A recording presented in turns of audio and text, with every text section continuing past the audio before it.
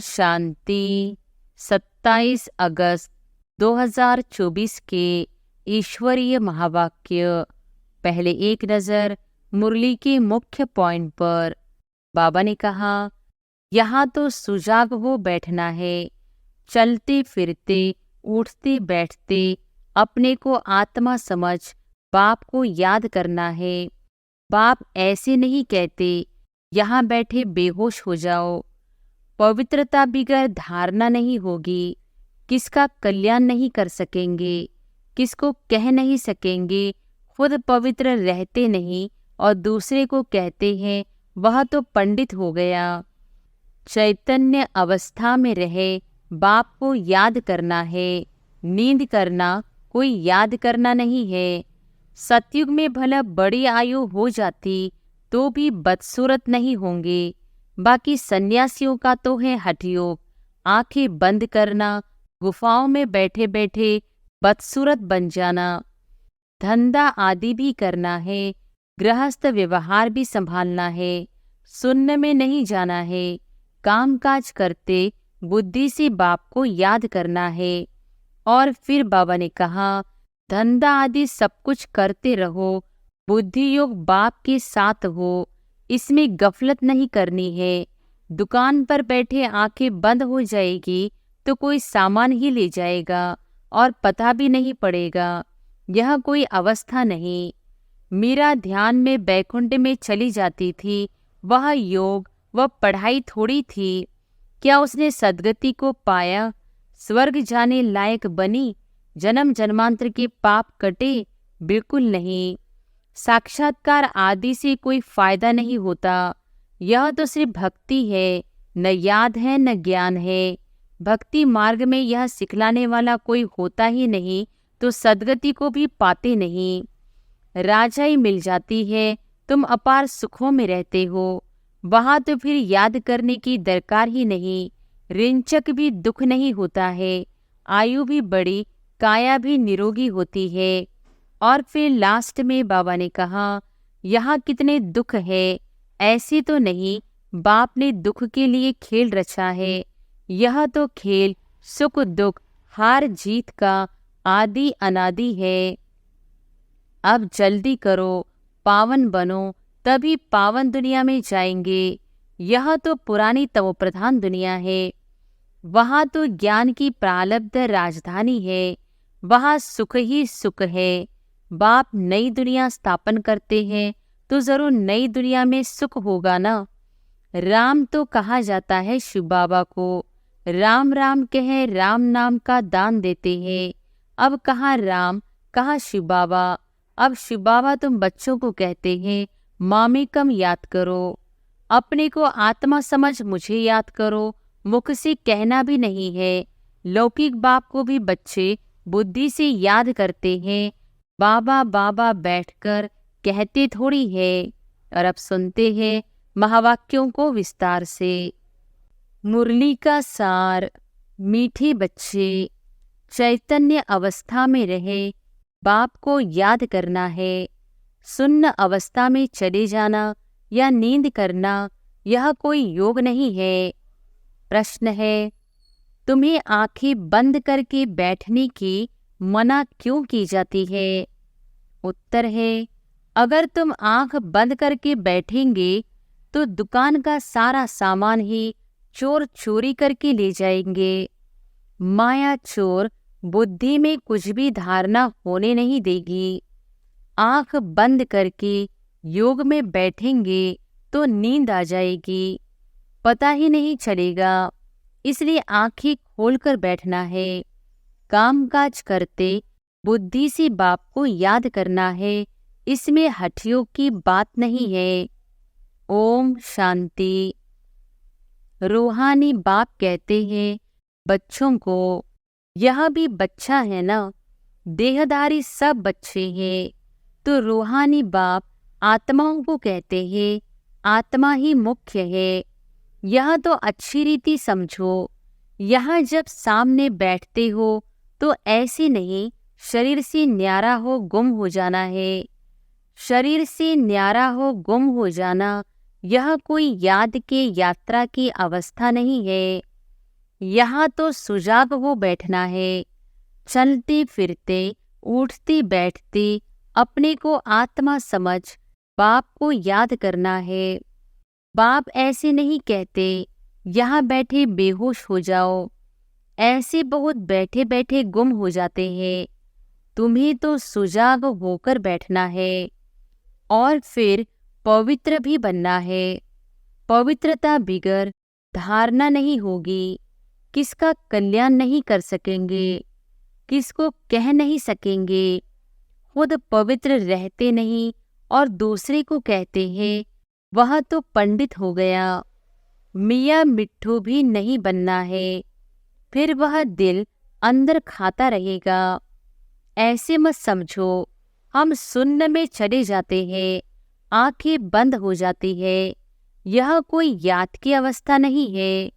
इसमें चैतन्य अवस्था में रहकर बाप को याद करना है। नींद करना कोई याद करना नहीं है। बच्चों को कई पॉइंट्स समझाई जाती है, शास्त्रों में दिखाया गया है। सातवीं भूमिका में चले जाते हैं। उनको दुनिया का पता नहीं पड़ता है। तुमको तो दुनिया का पता है ना। यह छीछी दुनिया है। बाप को कोई जानते नहीं है। अगर बाप को जानते तो सृष्टि चक्र को भी जान जाए। बाप बतलाते हैं यह चक्र कैसी फिरता है, मनुष्य पुनर्जन्म कैसी देते हैं। सतयुग में भला बड़ी आयु हो जाती तो भी बदसूरत नहीं होंगे। बाकी सन्यासियों का तो है हठ योग, आंखें बंद करना, गुफाओं में बैठे बैठे बदसूरत बन जाना। तुमको तो बाप कहते हैं गृहस्थ व्यवहार में रहते सुजाग रहना है। शून्य में चले जाना यह कोई अवस्था नहीं है। धंधा आदि भी करना है, गृहस्थ व्यवहार भी संभालना है। शून्य में नहीं जाना है। कामकाज करते बुद्धि से बाप को याद करना है। जरूर काम करेंगे, आंखें खोलकर करेंगे ना। धंधा आदि सब कुछ करते रहो। बुद्धि योग बाप के साथ हो। बुद्धि योग बाप के साथ हो, इसमें गफलत नहीं करनी है। दुकान पर बैठे आंखें बंद हो जाएगी तो कोई सामान ही ले जाएंगे और पता भी नहीं पड़ेगा। यह कोई अवस्था नहीं। हम देह से न्यारे हो जाते हैं। यह सब हठयोगियों की बातें हैं, रिद्धि सिद्धि वाले करते हैं। बाप तो अच्छी रीति बैठ समझाते हैं, इसमें आंखें नहीं बंद करनी है। बाप कहते हैं मित्र संबंधियों को जो बैठ याद करते हो वह सब भूल जाओ। एक बाप को याद करना है। सिवाय याद की यात्रा के पाप कट नहीं सकते। भोग ले जाते हैं, गुम हो जाते हैं सूक्ष्म वतन में। इसमें क्या होता है, जितना समय वहाँ है विकर्म विनाश हो न सके। शिव बाबा को याद कर न सके, न बाबा की वाणी सुन सकेंगे तो घाटा पड़ जाता है। परंतु यह ड्रामा में नोंद है, इसलिए जाते हैं। फिर आकर मुरली सुनते हैं, इसलिए बाबा कहते हैं जाओ, फौरन आओ, बैठो नहीं।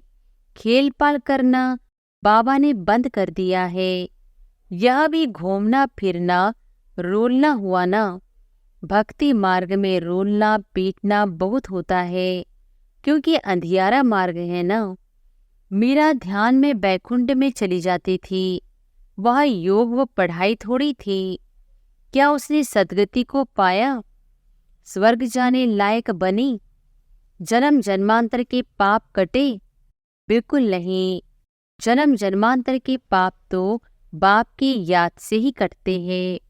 बाकी साक्षात्कार आदि से कोई फायदा नहीं होता। यह तो सिर्फ भक्ति है, न याद है न ज्ञान है। भक्ति मार्ग में यह सिखलाने वाला कोई होता ही नहीं तो सद्गति को भी नहीं पाते। भले कितना भी साक्षात्कार हो, शुरू में तो बच्चियां आप पे ही चली जाती थी। मम्मा बाबा थोड़े ही जाते थे। यह तो शुरू में बाबा को सिर्फ स्थापना और विनाश का साक्षात्कार हुआ, पीछे तो कुछ नहीं हुआ। हम किसको भी भेजते नहीं है। हाँ, बिठाकर कह देते बाबा इनकी रस्सी खींचो। वह भी ड्रामा में होगा तो रस्सी खींचेंगे, नहीं तो नहीं। साक्षात्कार तो ढेर होते हैं।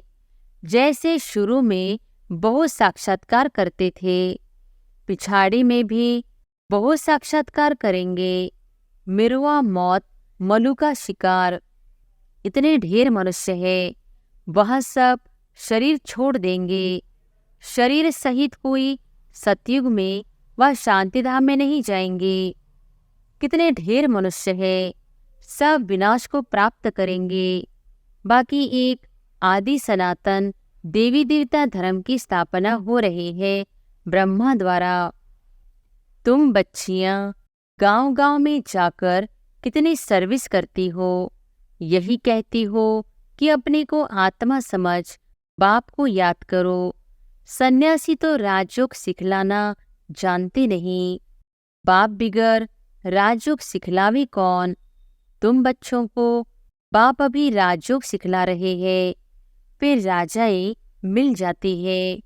तुम अपार सुखों में रहते हो, वहां तो फिर याद करने की दरकार ही नहीं। रिंचक भी दुख नहीं होता है। आयु भी बड़ी, काया भी निरोगी होती है। यहाँ कितने दुख है, ऐसी तो नहीं। बाप ने दुख के लिए खेल रचा है। यह तो खेल सुख दुख, हार जीत का आदि अनादि है। इन सब बातों को सन्यासी जानते ही नहीं तो समझा कैसे सकते? वह तो भक्ति मार्ग के शास्त्र आदि पढ़ने वाले हैं। तुमको कहा जाता है अपने को आत्मा समझ बाप को याद करो। वह सन्यासी फिर आत्मा समझ ब्रह्म को याद करते हैं, ब्रह्म को परमात्मा समझते हैं। ब्रह्म ज्ञानी है। वास्तव में ब्रह्म है रहने का स्थान। जहाँ तुम आत्माएं रहती हो, वह फिर कहते हम उनमें लीन होंगे। उनका ज्ञान ही सारा उल्टा है। यहाँ तो बेहद का बाप तुम बच्चों को पढ़ाते हैं। वह कहते भगवान 40,000 वर्ष बाद आएगा। इसको कहा जाता है अज्ञान अंधियारा। बाप कहते हैं नई दुनिया की स्थापना और पुरानी दुनिया का विनाश करने वाला तो मैं हूँ। मैं स्थापना कर रहा हूँ, विनाश भी सामने खड़ा है। अब जल्दी करो, पावन बनो, तभी पावन दुनिया में जाएंगे। यह तो पुरानी तमोप्रधान दुनिया है। लक्ष्मी नारायण का राज्य थोड़ी है। इनका राज्य नई दुनिया में था, अब नहीं है। यह पुनर्जन्म लेते आए हैं। शास्त्रों में तो क्या क्या लिख दिया है।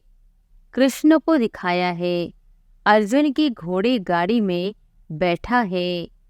ऐसे नहीं कि अर्जुन के अंदर कृष्ण बैठा है।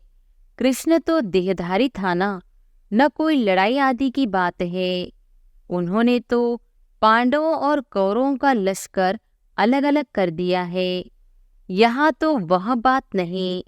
यह भक्ति मार्ग के अथाह शास्त्र है। सतयुग में यह होते नहीं। वहाँ तो ज्ञान की प्रालब्ध राजधानी है। वहाँ सुख ही सुख है।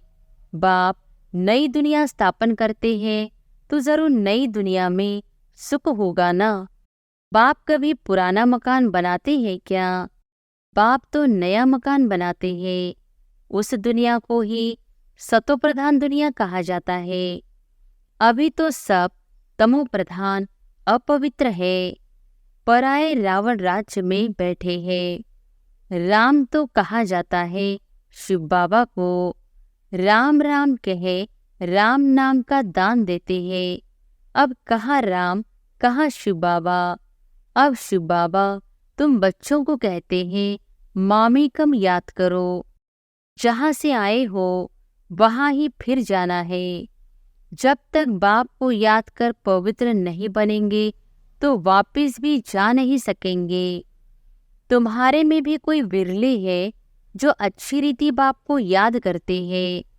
मुख से तो कहने की बात नहीं, भक्ति में राम राम मुख से कहते हैं। कोई नहीं कहेंगे तो समझेंगे यह नास्तिक है। कितना आवाज करके जाते हैं। जितना झाड़ बड़ा होता है उतनी भक्ति की सामग्री बड़ी होती जाती है। बीज कितना छोटा होता है। तुमको कोई चीज नहीं, कोई आवाज नहीं, सिर्फ कहते हैं अपने को आत्मा समझ मुझे याद करो। मुख से कहना भी नहीं है। लौकिक बाप को भी बच्चे बुद्धि से याद करते हैं। बाबा बाबा बैठकर कहते थोड़ी है।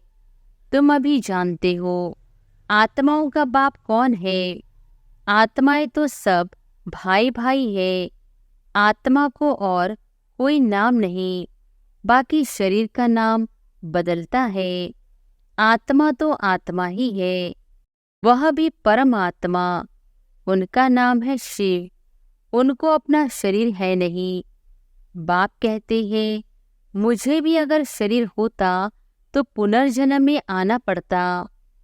तुमको फिर सदगति कौन देते। भक्ति मार्ग में मुझे याद करते हैं। अनेक चित्र है। अभी तुम नरकवासी से स्वर्गवासी बनते हो ना। जन्म तो नरक में लिया है, मरेंगे स्वर्ग के लिए। यहाँ तुम आए ही हो स्वर्ग में जाने के लिए। जैसे कोई ब्रिज आदि बनाते हैं तो पहले फाउंडेशन सेरेमनी कर लेते हैं, फिर ब्रिज बनती रहती है। स्वर्ग की स्थापना का उद्घाटन फाउंडेशन सेरेमनी बाप ने कर लिया है। अब तैयारी होती रहती है। मकान बनने में टाइम लगता है क्या। गवर्नमेंट करने पर आए तो 1 मास में मकान खड़ा कर ले। विलायत में तो मकान तैयार मिलते हैं। स्वर्ग में तो बहुत विशाल बुद्धि सतोप्रधान होते हैं। साइंस की बुद्धि तीखी होती है। झट बनाते जाएंगे, मकानों में जड़ित भी लगती जाएगी। आजकल इमिटेशन देखो कितना जल्दी बनाते रहते हैं। वह तो फिर रियल से भी जास्ती चमकता है। और आजकल की मशीनरी से झट बना लेते हैं। वहाँ मकान बनने में देरी नहीं लगती। सफाई आदि होने में टाइम लगता है। ऐसी नहीं कि सोने की द्वारिका समुद्र से निकल आएगी। तो बाप कहते हैं खाओ पियो भल, सिर्फ बाप को याद करो तो विकर्म विनाश हो, और कोई उपाय नहीं। जन्म जन्मांतर यह गंगा स्नान आदि करते आए हो, परंतु कोई भी मुक्ति जीवन मुक्ति को तो पाते ही नहीं। यहाँ तो बाप पावन बनने की युक्ति बताते हैं। बाप कहते हैं मैं ही पतित पावन हूँ।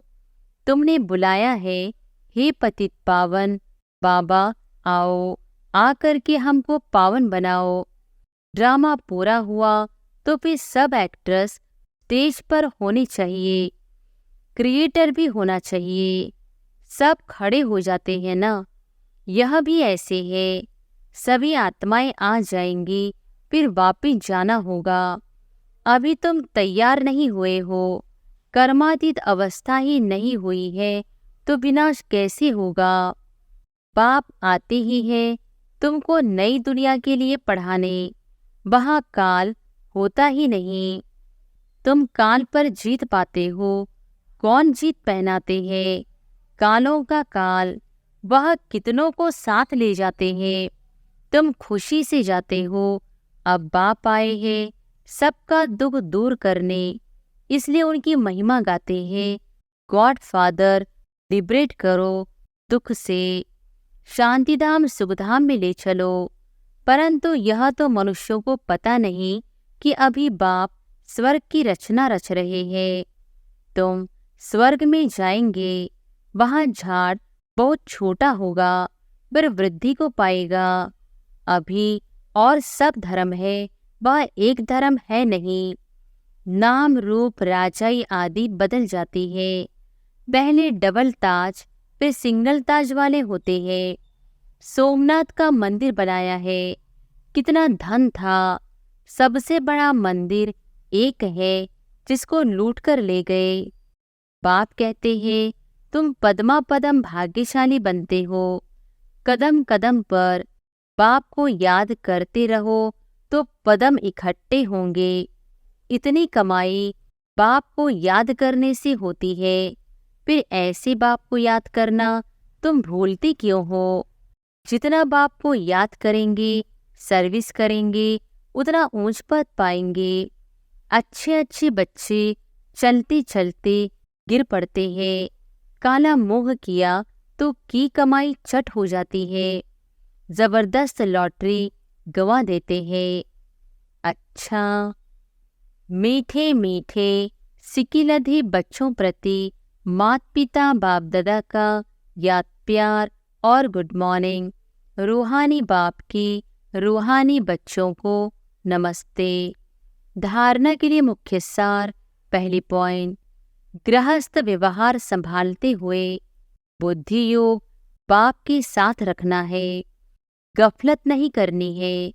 पवित्रता की धारणा से अपना और सर्व का कल्याण करना है।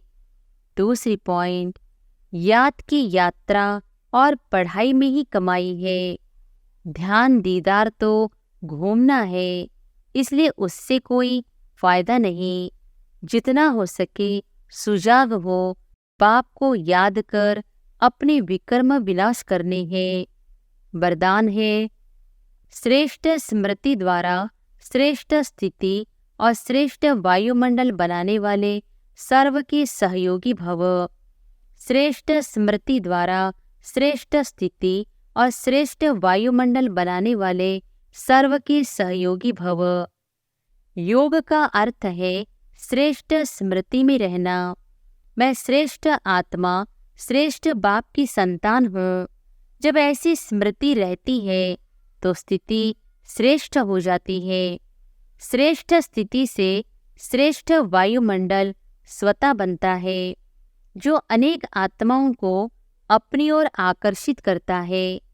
जहाँ भी आप आत्माई योग में रहकर कर्म करती हो, वहाँ का वातावरण, वायुमंडल औरों को भी सहयोग देता है। ऐसी सहयोगी आत्माएं बाप को और विश्व को प्रिय हो जाती है। स्लोगन है, अचल स्थिति के आसन पर बैठने से ही राज्य का सिंहासन मिलेगा। अचल स्थिति के आसन पर बैठने से ही राज्य का सिंहासन मिलेगा। अच्छा, ओम शांति।